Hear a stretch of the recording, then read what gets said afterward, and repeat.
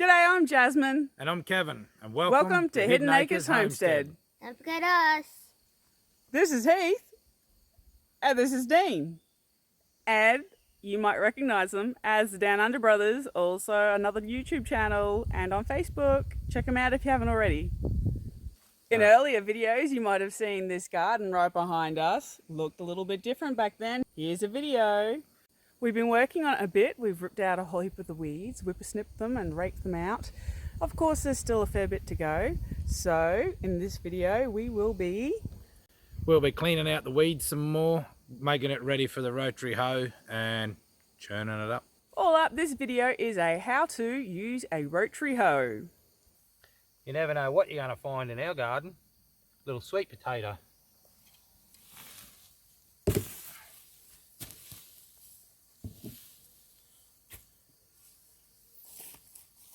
And another one.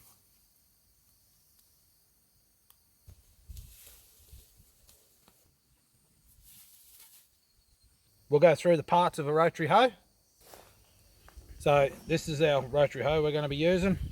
I believe it's an MTD, but don't quote me on it. So you have 5 gears. You got reverse, which is just your wheels. Neutral, forwards for just your wheels. Then you go forwards but with reverse tines, and then you have forwards with forward tines. Most of my rotary hoeing is done with forward with reverse tines. Gives you the best result. This one's your gear selection. This one, it adjusts your handle. You can actually offset it. This one is the clutch, but I've actually got a belt on there that's too small, so you don't actually need the clutch. The throttle used to be up here for the Briggs & Stratton engine that was on it, but we've since changed it out for a Honda copy. It's just a generic Honda copy. I've got to pump a tyre up before we can go. It's got a few slow leaks, and we'll crank it up. Okay, we're just going to use this little tool here that Jasmine found online. It's handy. Just turn it on, and I'm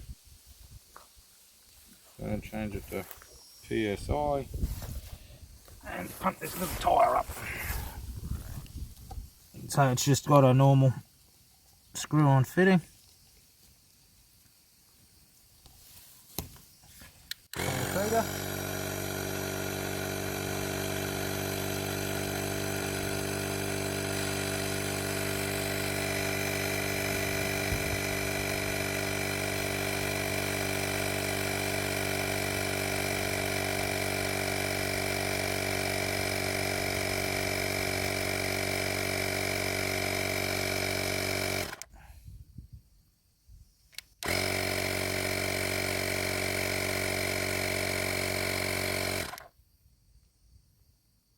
I normally aim for about 10 pound.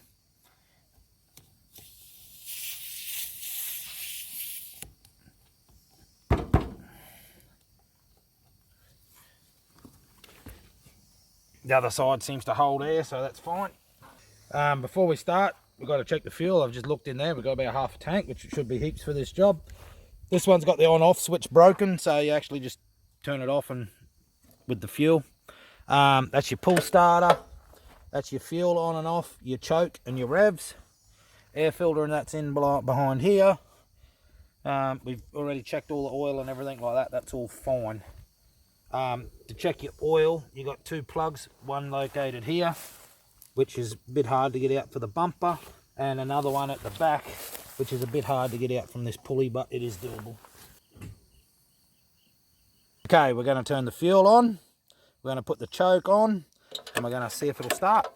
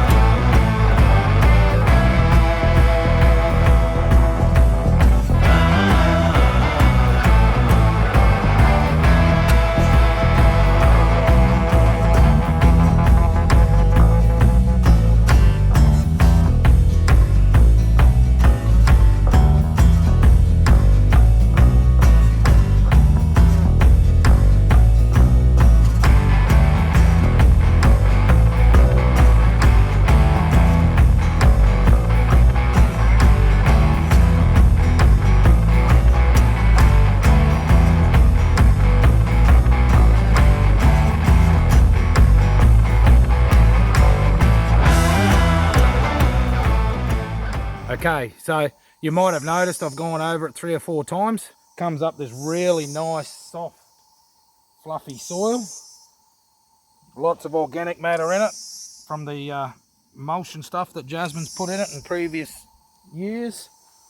I'm not going all the way to the end over there. You can see that row along the end. Jasmine's already planted sweet potatoes in that, so we don't want to chew them up. So I've just got a little bit more to go. We're running out of light and we've got a bit of a shower coming. So that's probably going to be it for the garden. So last year we tried putting in just rows, like raised beds. This year we're going to do away with that and just try one big garden bed with just rows of, in previous videos you'll see we've planned this side is to have your normal potato and that side will have the sweet potatoes.